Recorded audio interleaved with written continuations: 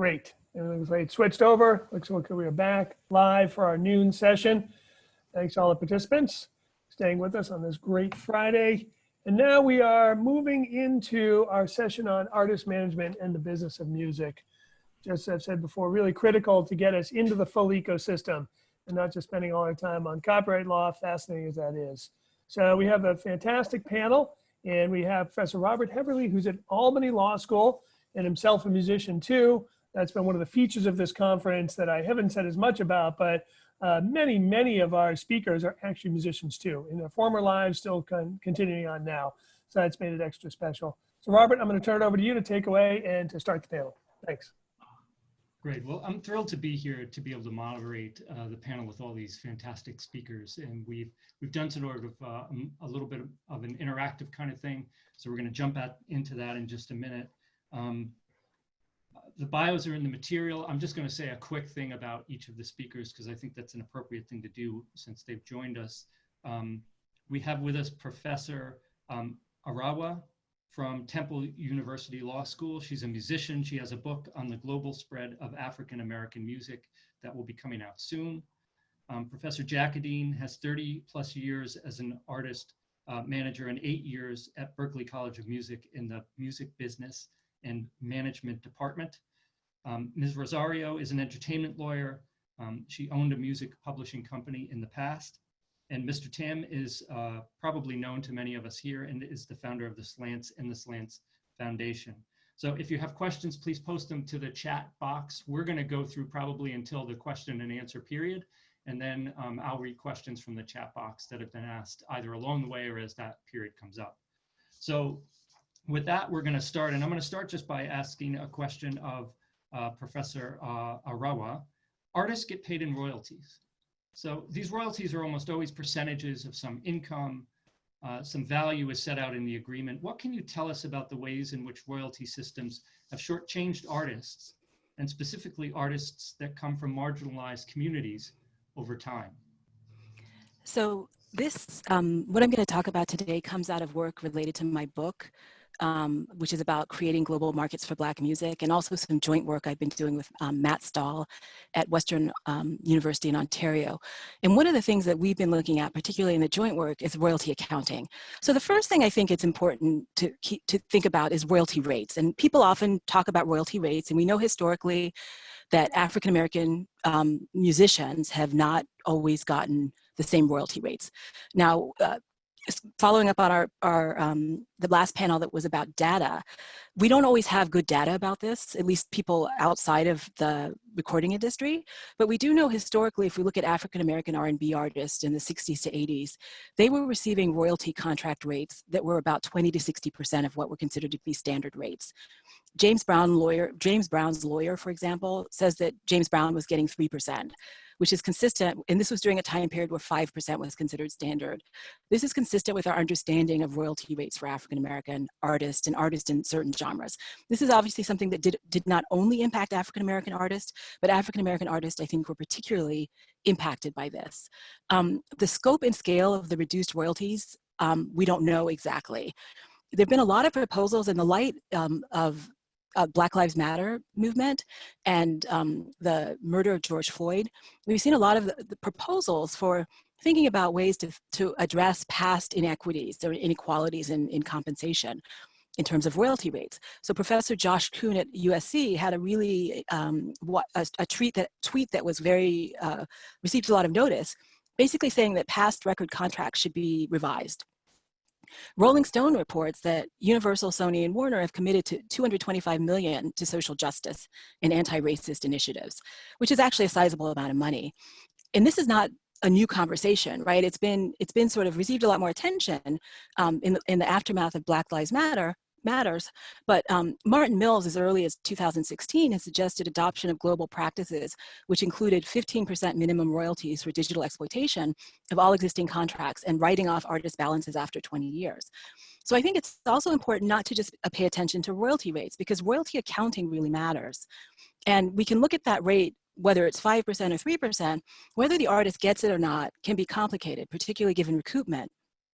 And allocation of costs can be a really big issue. So everyone in the it's very pervasive for artists to complain about royalty rates.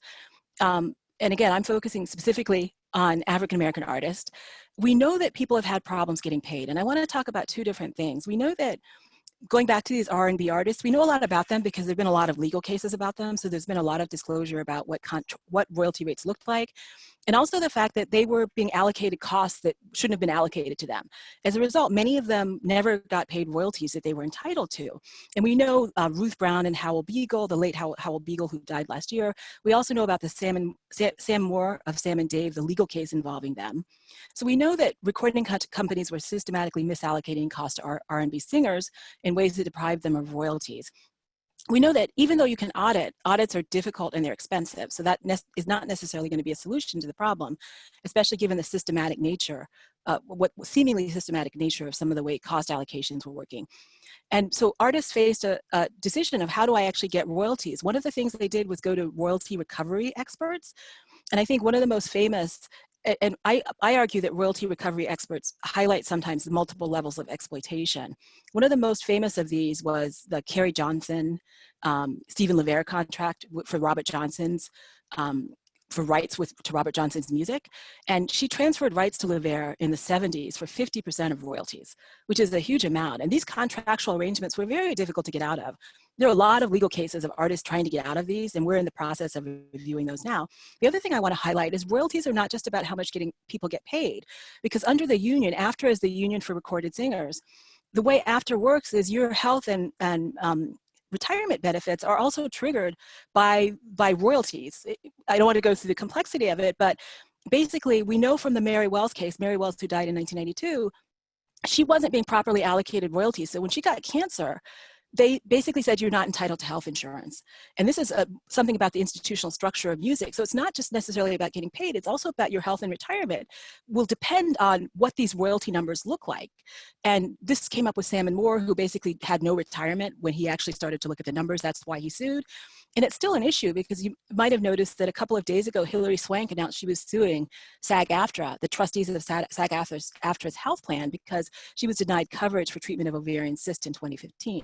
So it's not just money, it's also, which is money matters, it's really important, but it's also healthcare, it's also retirement that's triggered by these royalty payment obligations. So I'm going to stop there. Cool. So Ms. Rosario, the kinds of things that Professor Arewa has described demonstrate the system has been skewed to those in power. And those in power have traditionally been white and male. They've also long been able to avoid any kind of consequences for bad acts or bad actors. How do you think the day's movements, Black Lives Matter, Me Too, the Black Music Action Coalition, and others, might affect change in the structure of the industry in relation to these histories? And what does law need to do to play its part in those changes?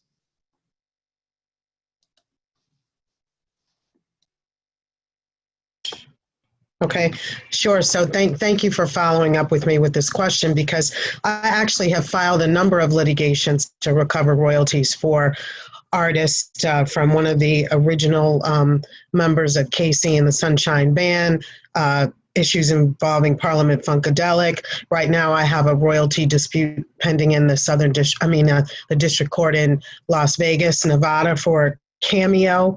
And there are a lot of issues. And one of the things that I've been promoting actually is a movement from what I call the sharecropper wrapper agreement, which addresses a lot of the issues regarding recoupment, because the recoupment structure basically puts an artist in a position, regardless of their color, of where they're paying back a majority of the cost of their recordings to the record company before they're entitled to their royalty rate. So one of the things that I've been promoting and been successful actually in renegotiating for a number of my clients is a joint venture relationship with the label, where there's a traditional kind of accounting analysis, so that once the record actually starts earning income based upon total expenses related to creation, marketing, and promoting of that record, that the artist would start to get a percentage of the actual receipts of the earnings that's based on a traditional business arm's length relationship of a joint venture. So if the joint venture were an 80-20 relationship, or even a 90-10 relationship, or an 85 15 relationship. For every dollar that comes in after the record breaks even, the artist would start to get money, which would have a significant impact. The statements of some of the major labels that they're devoting a certain amount of money to Black Lives Matter, to me makes little sense. What they need to do is restructure their relationships with their artists, all artists, not just African American artists, but all artists, to make those relationships more fair. There are other issues as well. We have situations where entire Black music divisions of certain labels are fired and the artists are squandered, or there's a problem with getting the same type of marketing dollars.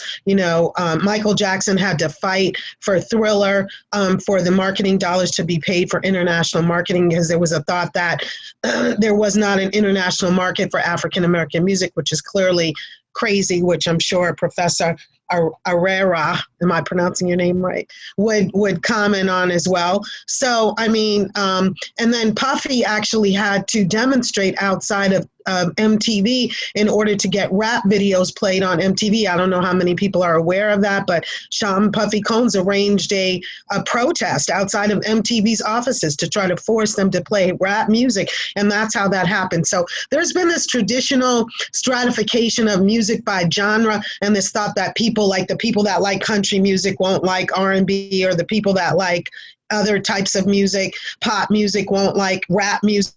And really the statistics bear that out in another way. I think that people's taste in music a lot of times are geared to the music that they have exposure to. And for instance, my mother liked country and Western music. I know that there's a large country and Western population following in Africa, in West Africa. So music can affect people if they're exposed to it. And I think that stratification is a problem.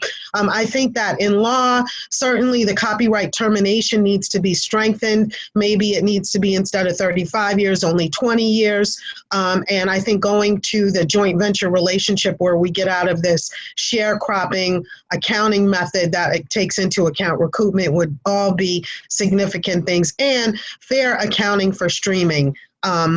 Just quickly, the Eminem case that went to the Supreme Court, where the Supreme Court ruled that for contracts that say third-party licensing get 50% of the receipts by the label, then the artist is entitled to 50% of the money from streaming. And there are many artists out there whose contracts are like that, who can claim 50% of streaming as opposed to just the 12% or 15%, which actually oftentimes can take you out of an unrecouped status for many artists. So those are the points, I guess, that I would make.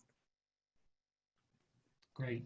So, Mr. Tam, we've heard so far, we started with a bit of a historical story that brought us into some of the challenges that set up for us today.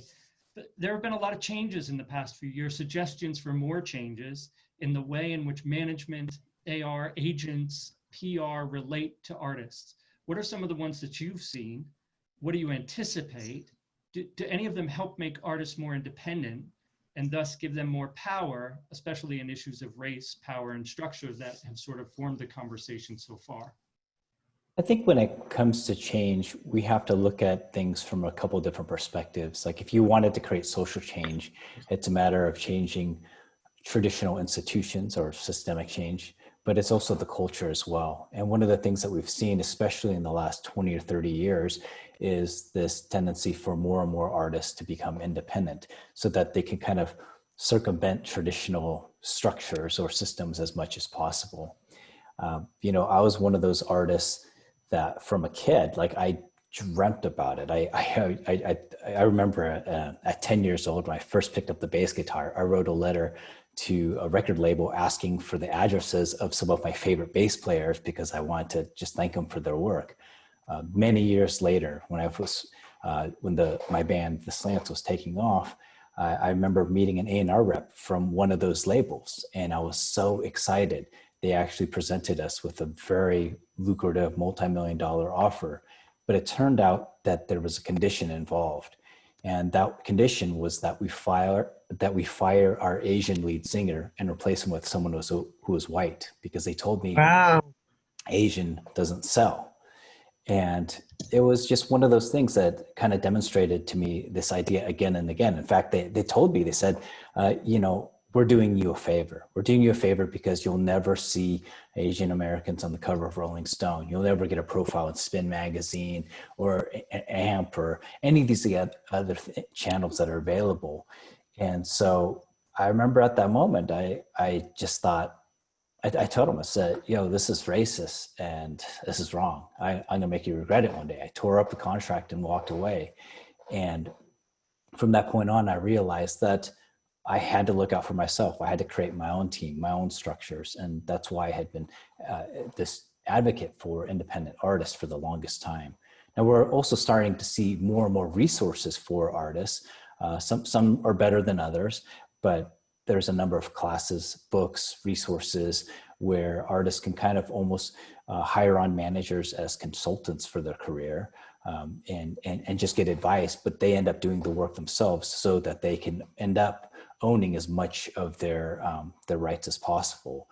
And we know that there's a lot of companies like CD Baby, for one, that allows folks to distribute their material with almost the same levels as a traditional music label, at least an independent label.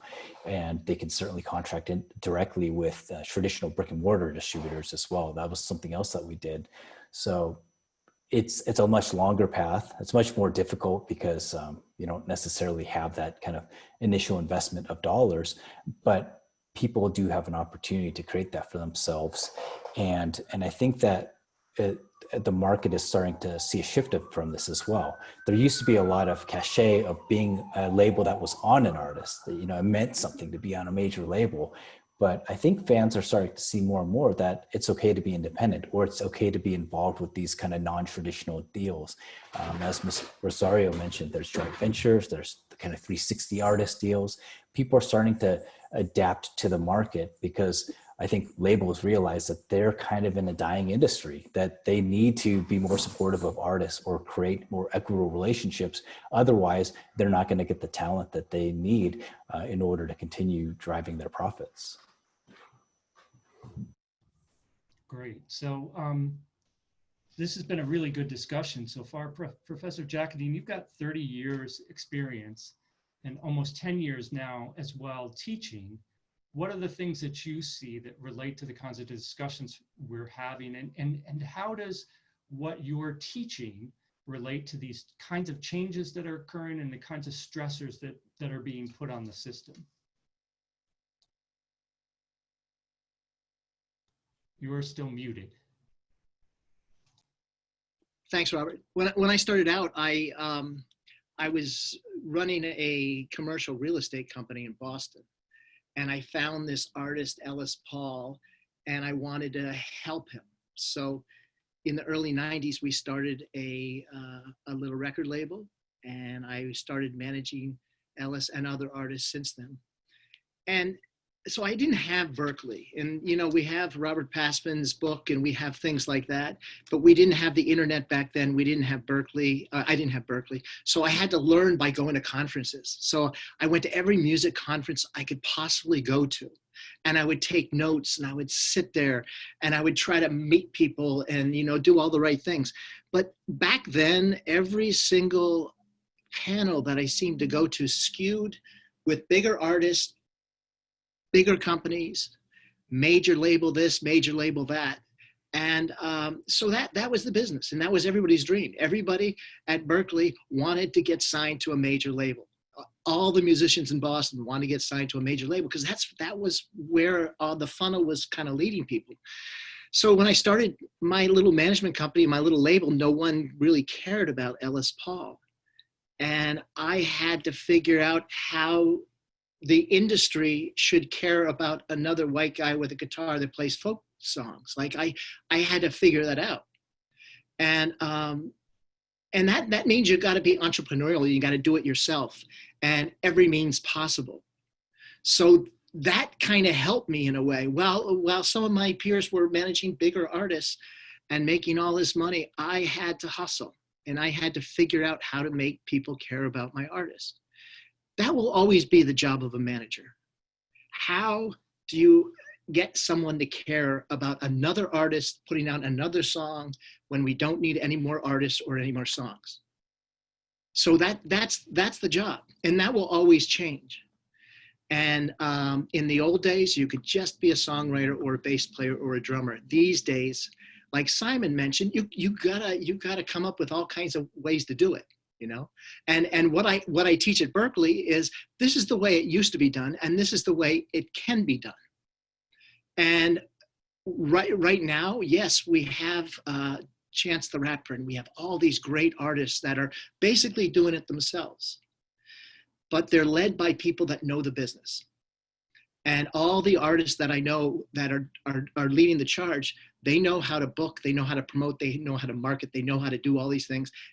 And because they know the jobs, they know how to hire a booking agent and a promoter and a marketing person and a manager.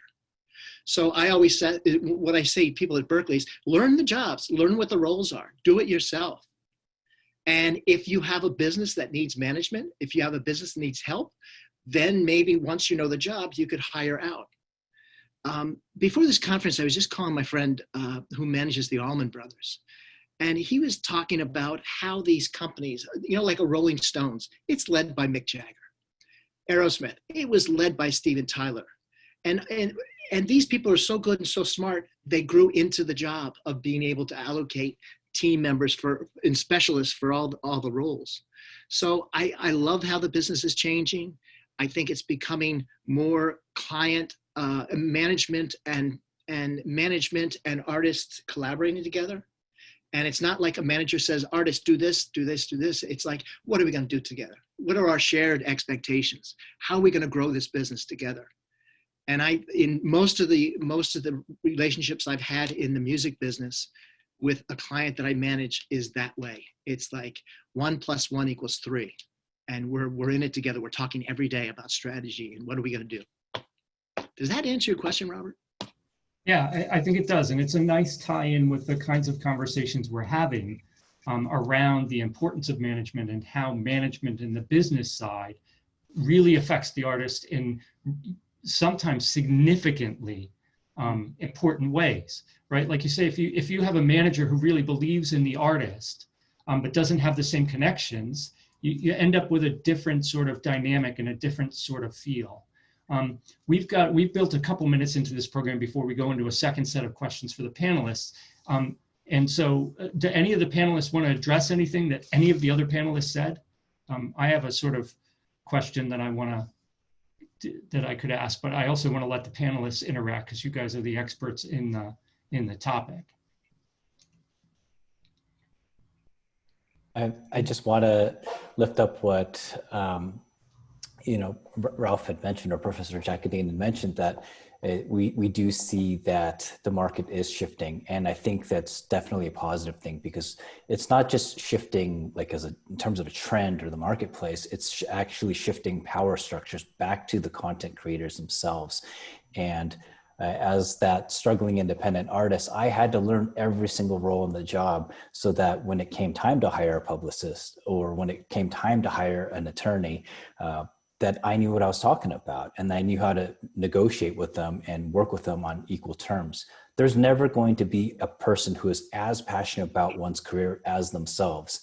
So whenever you work with somebody, you have to be able to work in terms of as much of equal footing as possible. Otherwise, artists themselves will get wrangled into these deals where they have no power because they're ignorant of the terms. They're ignorant of how things work.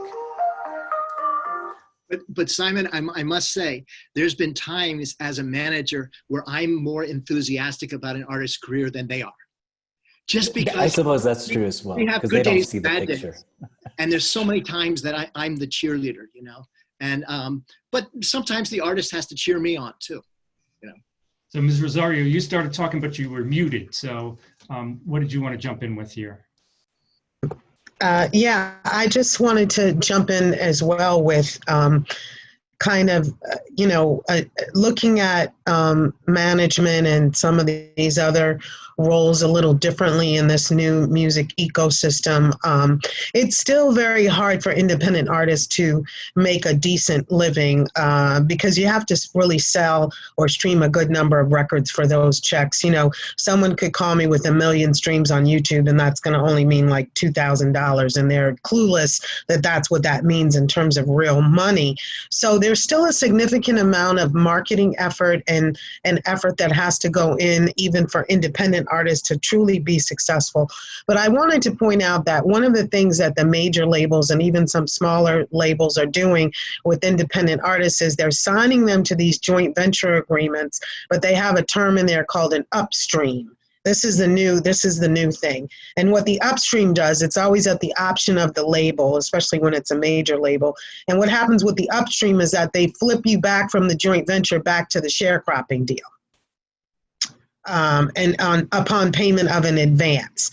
And that's the other kind of tricky thing here, is that a lot of lawyers and managers, unfortunately, always go for the big check up front in terms of the advance when it's time to renegotiate a deal for a client. And it's always time. If an artist has success, songwriter, producer, there's always an opportunity to renegotiate a contract. You have to be savvy about it, though, and know when the right time is. And usually that right time is before you turn in new music. Typically, if you turn in the new music, you lose the leverage that you had to renegotiate. But it's important to get in there and restructure your deal. That can be the most important thing that you do. Ask for your masters back. Ask for the big things, the laundry list of the things that you don't like in your deal. You should have that laundry list. And when it's time to renegotiate, you should go for those things that you really feel are important to the overall structure of your deal so that you can have long-term income and not just get a big advance that you're going to have to pay a lot of taxes on, pay out commissions to your various team on. And usually, $1 million can start looking like, $200,000 to an artist, particularly if they're in a group after they pay out commissions and pay out taxes. So it's just important to keep those things in mind. Great. Okay, so I think then we'll turn to the next set of questions. I know we've got some good discussion going on in the chat. I'll ask a favor from the audience members who are posting in chat. If there's something that you want to be considered as a question for the panel to discuss, just put question in front of it so I can pull those out, because there's some back and forth there that would be hard for me to sort of pull out and ask to the panelists at the end. So if attendees could just write question at the start and then their question, I'll try to keep track of those and start to ask some of those when we finish this next set of questions. And we start off returning to Ms. Rosario. So in some of the ways that law has supported what are often viewed as inequitable, unfair, or racist structures is through the use of what might be referred to as generic law. One example of what I'm talking about is contract law. It's not specific to the music industry, and it doesn't vary significantly just because the contracts are about music, though of course in some ways it does, especially when it comes to industry practice. But in what ways has contract law been used to harness, has been harnessed by those with the power to control artists in artistic directions? And we've heard examples of that already. And can you give us some examples of contractual provisions that seem on their face that seem perhaps unfair to artists, but have been upheld by the courts because they're just contracts, and that's what we do with contracts? Right.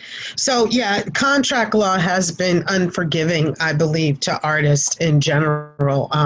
One of the significant things is that the equivalent of the Supreme Court of New York, the Court of Appeals, they're ruled that for older artists that don't have new media provisions in their contracts, that they are not entitled to royalties for, at the time the case was decided, it involved CDs. Right? Or certainly streaming and downloads, that they're not entitled to royalties, that a transfer of copyright, a complete transfer of copyright, basically divested the artist of any right to royalties in new media. So a new media clause that wasn't in an agreement from the 50s, 60s, 70s, and even sometimes 80s could prevent an artist, particularly in New York, from being able to receive royalties for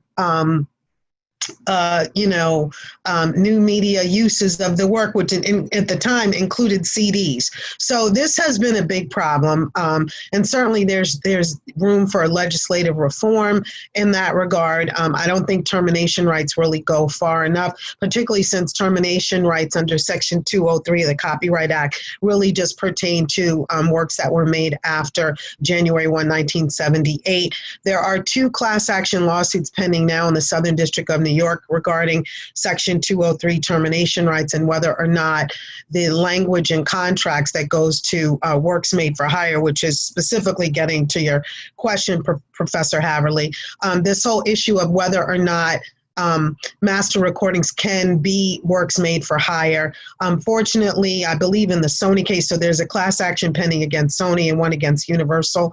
I believe in the Sony case, the judge ruled that the statute of limitations did not apply to prevent the artist from claiming that the works were not works made for hire. The record labels tried to argue that artists would have to have filed a lawsuit 3 years after either executing their contract or after their works were created to challenge the work for hire status of a copyright registration, and otherwise they'd lose out on a statute of limitations argument. Fortunately, the judge threw that argument out and said that that would defeat the legislative purpose of Section 203 of the Copyright Act. So that's an example. But, practitioners and artists should know that sometimes you can have a revision to a contract that says you want to delete that work for hire language. If you just agree that the record label owns the masters or owns a portion of the masters, that transfer would be subject to termination under Section 203 or in some instances for older work, Section 304 of the Copyright Act. So it's important to be aware of those things. The other big decision was that loan out, that if the artist signed to the label through a loan out company is an entity that an artist typically sets up to do their business in the industry, and that entity will enter into the contract with the label. So let's say it's, we'll just say Beyonce.com or Beyonce LLC, Beyonce Inc. or Beyonce LLC enters into the recording agreement with Sony, then termination rights are not effective because the courts argue that the entity that transferred the rights is the artist loan out company, and presumptively the artist had employment relationship with their own loan out company, so you can't exercise termination rights. So it's not good advice. I know a lot of lawyers tell their clients to set up loan out companies, and the loan out companies enter into agreements, whether those are exclusive license agreements or distribution and recording agreements. It's best to enter into those agreements in the artist's name rather than that, and just in the assignments provision or in the body of the agreement, agree that royalties will be paid out to their loan out company, but the artist is actually the party to the agreement. So those are a couple of things that have worked against artists. The last thing I can throw in there is the audit provisions and the account stated provisions and recording contracts are problematic as well. Typically, a recording contract or a publishing contract will say that you only have 2 years to question the relevancy or object to statements that are rendered. And if you don't do it within that time, you agree that the statement is an account stated, which would prevent you from auditing or suing under a breach of contract. For instance, New York has a 6-year breach of contract. I think California is 5, Georgia is 5, Tennessee, I believe, is 4 or 5 years. Ohio has the longest statute of limitations, which is 12 years for breach of contract. But those types of provisions seem set to circumvent the statutory statute of limitations provisions and limit the time period where the artist can either audit or sue for breach of contract for underpayment of royalties. So these are things that the courts have upheld. All of these provisions that are very problematic and probably in need of legislative change or industry-wide change, contract change, form change, so that these problems can be addressed. Great. Mr. Tam, I'll return to you, and you mostly have focused, although not entirely, on recent changes or a little bit further development of changes in structure and the way artists are interacting. Grab your crystal ball and tell us what's coming. Is it going to continue to go in that direction? Are things going to change differently? Or is it just impossible to sort of guess where we're going to be 10 years from now? You know, if somebody asked that question, where will you be 5 years from now in relation to the topics we're discussing, where would we be? I think, well, no one can really predict the future. What I can say is there are certain trends that we're seeing. And one of those trends is the tendency for artists to become more and more entrepreneurial, because they're realizing that it does not behoove them to give up their power or their rights to folks like the traditional record label setup. On top of that, there's an entire economy that's based around supplying resources to artists now. So you have entire booking platforms where artists can sign up for memberships and get contact information that they traditionally haven't been able to have access to. Same thing with distributing their music or even marketing their music.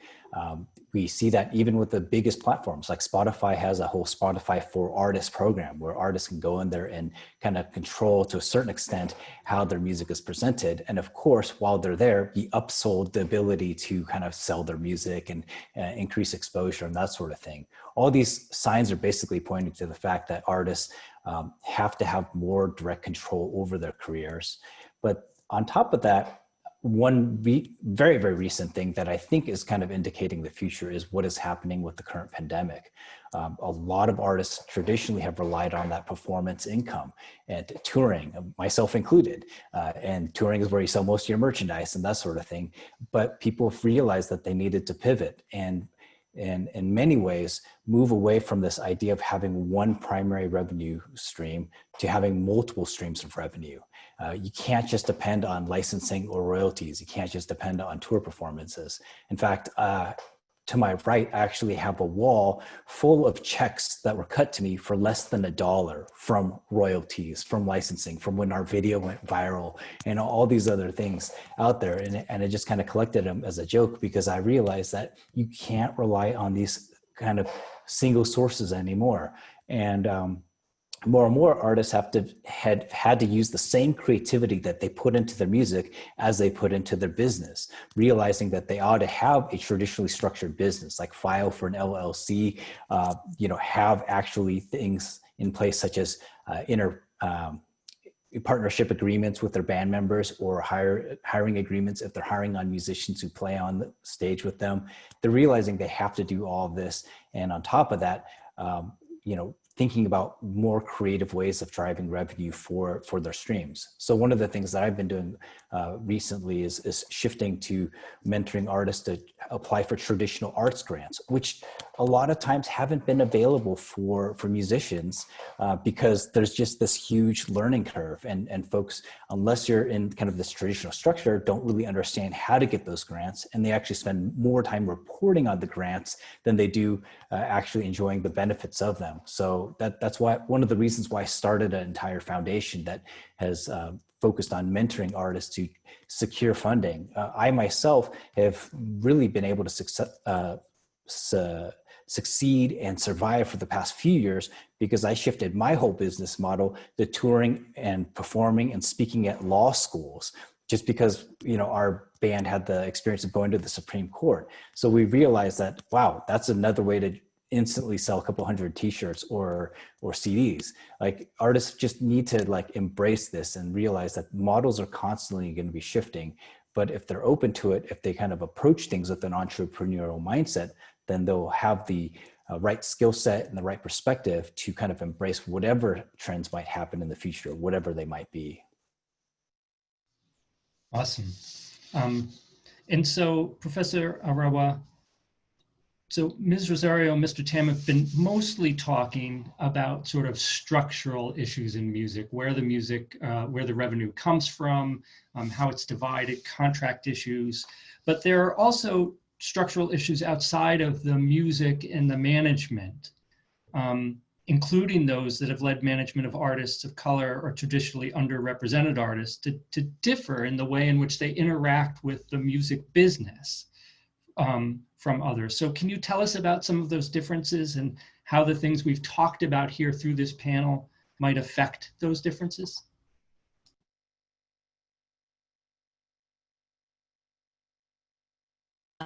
I'm unmuted. Okay. I first of all wanted to talk briefly about some similarities, because I think one thing that's common to all artists is that we have tremendous power inequalities in contract contexts in the music industry. And that's something that even though we have new trends that confront this, there's still tremendous asymmetries in power. And the industry is also really powerful in shaping legislative and policy agendas. So that impacts the shape of what music looks like for artists for all artists, right? All artists have to deal with sharecropper type contracts, have to deal with recording industry accounting practices, which basically leave artists often worse off. I think one industry expert during the time period where the California legislature was looking at this, one industry expert said, finding an accounting error in favor of an artist is like a Bigfoot sighting. So all of the accounting, this is an accounting royalty specialist, says all of the errors are always in favor of the industry. So that's not by coincidence, right? That is conscious. That reflects a manipulation of cost and other things in ways that are to the detriment of all artists. That said, my research focuses on how African-American artists in particular might be impacted by this. One place we see a real impact, going back to one of Ms. Rosario's points about classification of music. Music has long been segregated by race. So it's segregated in terms of the music market, it's segregated in terms of the Grammys. Like the Grammys just announced, we're not gonna do urban anymore, right? Because that's a category for Black people. So this has had an impact on people of all races, not just African Americans. It reflects racial assumptions and assumptions about market impact that often aren't correct, in that there's no market for this. There's no market for Black people in wherever. And there are many historical examples that show that that's not true. It just reflects underlying racial assumptions. However, this nonetheless shapes the nature of creativity in really important ways, because how you're classified may affect who your audience is, and it may affect what kind of music you're actually able to perform, because it shapes how you're going to be exposed to the market, and this has economic and other consequences. So I think we've seen this historically, for instance, with close to how Black string bands almost became extinct because they couldn't basically get recorded. There's been some resurgence of that with the Carolina Chocolate Drops and the Ebony Hillbillies, for instance, are two groups where we see that. We even saw this just last year in 2019 with the Old Town Road, and how should that be categorized? Is that country song or is that not a country song? And the fact that we're still having these arguments tell you how profound and deep these kind of categories are. And this has an economic impact. This is not coincidental. It probably has a bigger economic impact on artists who are emerging because it shapes who their audience is going to be. And the MTV, I think Ms. Rosario's discussion of MTV is entirely on point. We're still seeing things like that happen. So that hasn't changed. And we know that it even affects, so even today, some genres, including rock and country, are somehow considered to be white genres. So this segregation has even had an impact on data metrics. So if you look at the time when Nielsen SoundScan was implemented, and how hip hop appeared on the old style Nielsen charts versus Nielsen SoundScan, hip hop had a much larger market share than anyone realized, because of the way that they were collecting data before. It obscured that. So there are all kinds of ways that these categorizations have an economic impact on the economics for many performers and the creativity, because it may impact what kind of music you can actually create. And I'm going to end there, but this has been a fascinating panel. I've been really pleased to participate. Great. So we'll ask one last question then to the last panelist we haven't heard from. So Professor Jaccodine, last time I asked you what to tell your students. Now I'm going to ask you, given all of this and this background and this history and this structure, what do you tell your artists? Wow. Well, one of the things I had to do is I had to know what's going on. And that means I had to read newspapers and I had to read blogs and I had to find out what the industry trends are. But I also have a network of people. Like before this panel, I was just taking the temperature from friends of mine. One person ran 50 Cent's business for 12 years. The other one manages the Allman Brothers. The other one works with Aerosmith. And I just want to find out what they're doing and in how they see in the business. So I'm constantly reaching out to people in the business and taking their temperature. And my friend Brian Price at the Harvard Law School is another person I talk to. So I want to learn what's going on. And then the idea is I don't have the answers, but I do have this panel of experts that it informs me. So when I go to Berklee, I tell them how I get informed, all right? I read this, I look at this, I listen to this, and then I have this network of people. I'm listening to the two lawyers on the panel, and they are, I don't know if you're seeing the smoke coming out of my ears, they're just blowing me away with the intelligence and the experience and the enthusiasm and the passion they have for their bit of law. And that's what I'm looking for. That's what I want my students to look for. Attached to people like that could guide you and help you and mentor you. And maybe it's not just one person, but maybe it's a panel of experts that gather around you. And so I'm always trying to teach my students, like, I don't have the answers and no one has the answers, but find it for yourself. And there's sources, but there's also a panel of experts that you could put together for yourself. And I had to do that when I was starting out in the business. I never even met a manager before, and I called myself a manager. So I reached out to the only manager I've ever heard of that was a big shot in Boston, was a guy named Tim Collins, who managed Aerosmith. And he became one of my mentors to this day. And then we started this group called the Boston Managers Group, which now has about 115 people in it, that we all come together. It's managers, it's artists, it's label people a little bit. It's booking agents, it's promoters. And we come together and we help each other out, and we network and we figure out what's going on. So that's the main thing, as Simon said, the business is changing. So my deal of signing a contract with an artist for 3 years or 5 years or whatever it is, and getting X amount of percentage, that's good, but it's kind of old fashioned. So there's all kinds of alliances, all kinds of partnerships, all kinds of revenue shares that I really want my artists to succeed. And another thing that Simon was talking about is artists have to be entrepreneurs. An artist for me is an entrepreneur, especially these days. So I love the fact that artists are taking more control of their careers, of the cash flow, and more in charge of what direction they're going to go to. So that's the kind of thing that excites me. The business is changing in beautiful ways, and I think it's good ways for artists. But artists need to be informed, and they need experts around them to help them. Great. So that's the sort of formalish part of the program. I have some questions. We have some questions that have been posted. I guess that I'll hold off on mine, although I'm really tempted to exercise the moderator's prerogative. But I know that the people in the audience have been waiting for their chance as well. I'm going to start with a question that sort of goes to maybe anyone and everyone on the panel. So if you're interested in responding to this, just unmute, I guess, and start to answer. And the question is, any views or anecdotal information on opposition to terminations and how you overcome those oppositions? So terminations are a big topic of conversation. So anybody want to talk about that and what they've heard and what they've been involved with?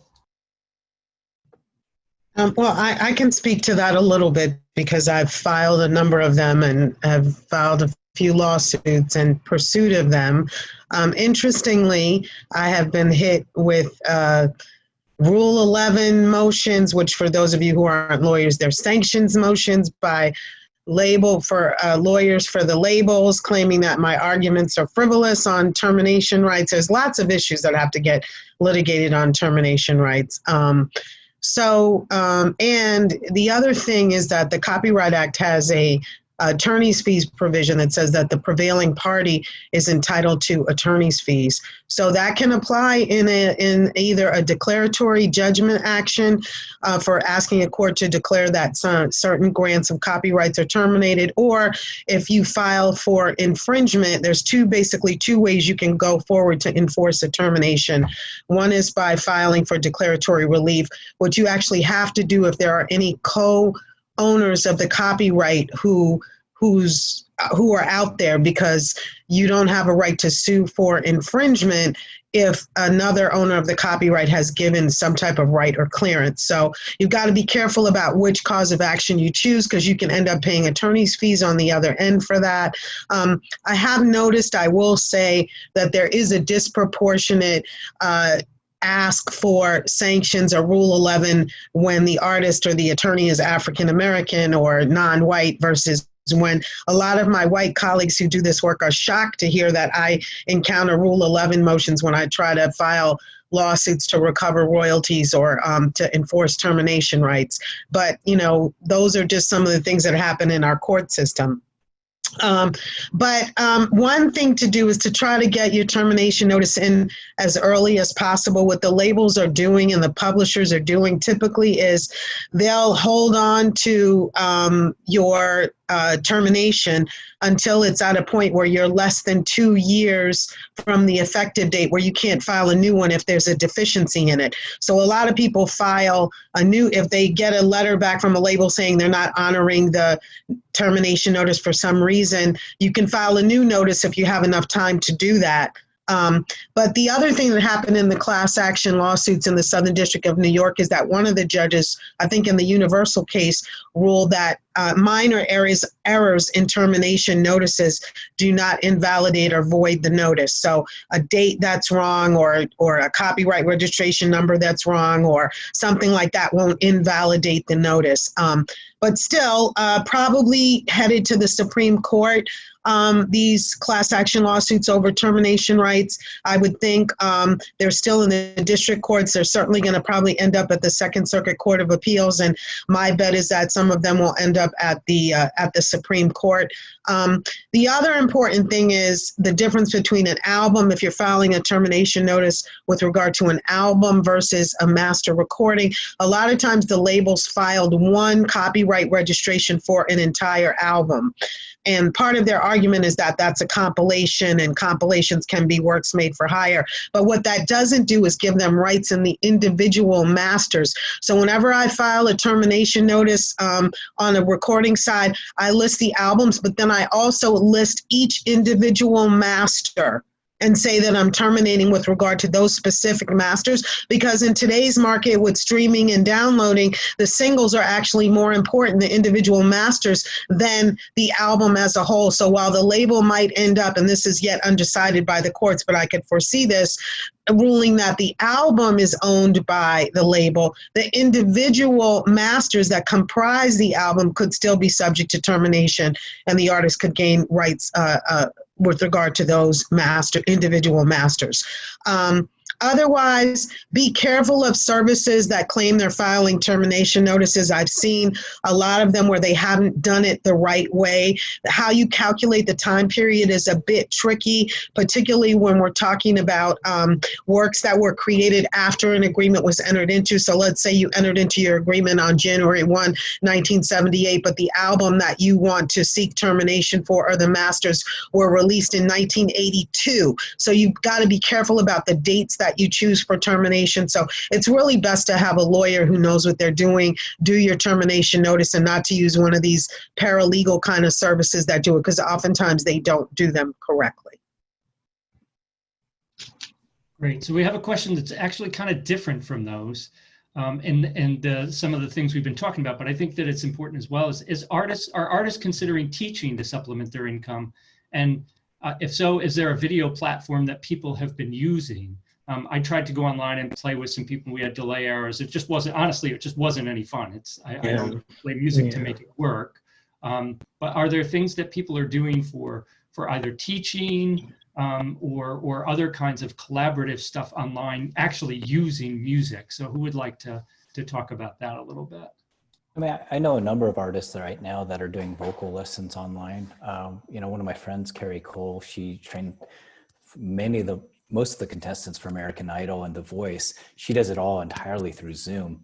And so while it's not necessarily like you know, without latency or anything like that, she's able to have a great vocal coach career while still being an artist herself, just by doing this. And I know a number of artists that are kind of using different aspects of their skills to kind of leverage them for income as well. So like, for example, in addition to the stuff I do, I also have a daily podcast show called Music Business Hacks. And I just consistently share that out every single day. And that's been able to drive things like book sales and CD sales and the occasional consulting gig and that sort of thing too.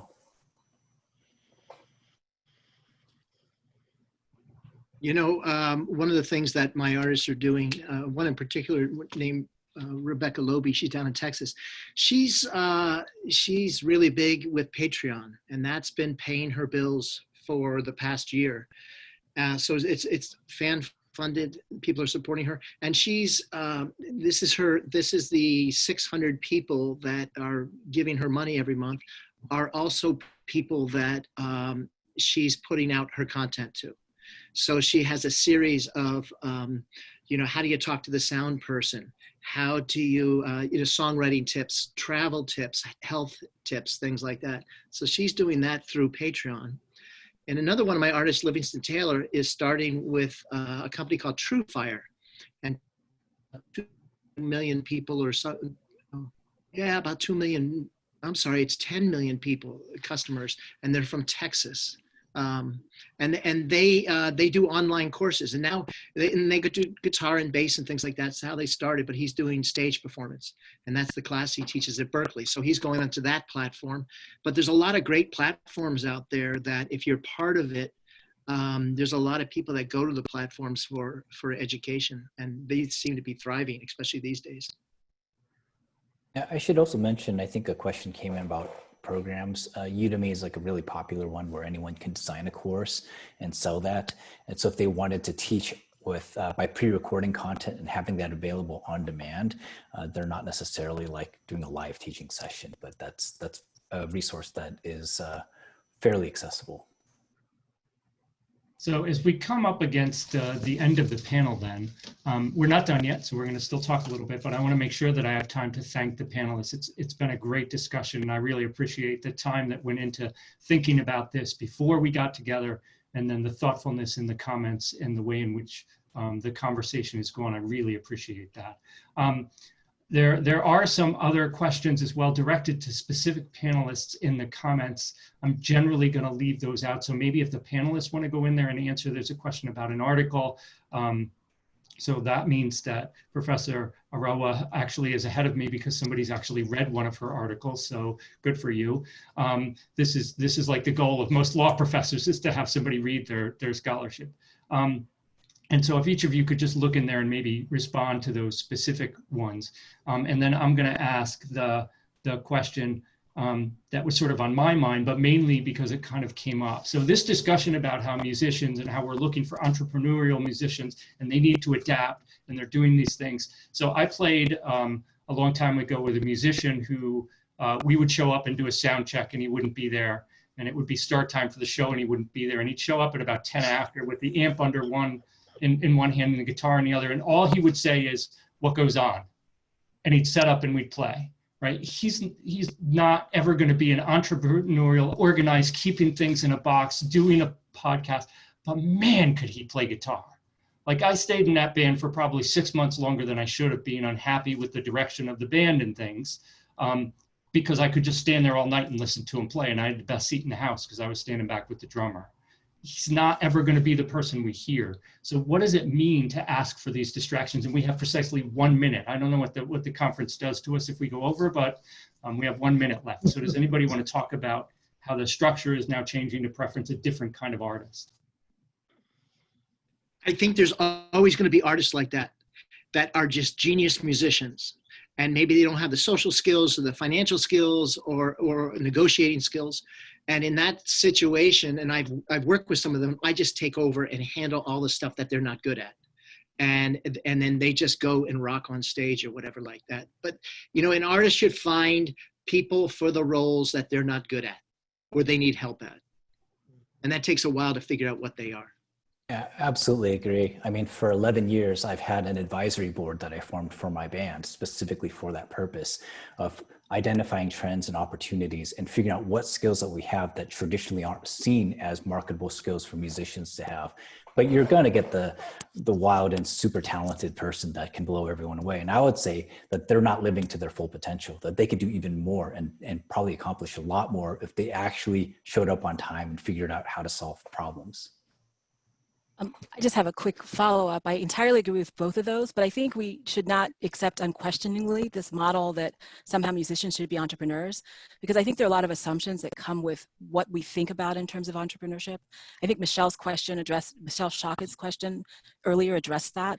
And I think, and this is just not in the music context, this is a broader question in our society where we tend to sort of revere entrepreneurship, but I think there are a lot of value assumptions that come with that we need to think about. Well, that does seem to end our time. I appreciate, again, all of the panelists and the audience's attention. I hope everybody got at least some of their questions answered, and I'm going to turn it back over to, I guess, Sean at this point. Yes, thanks, Rob, and the panelists.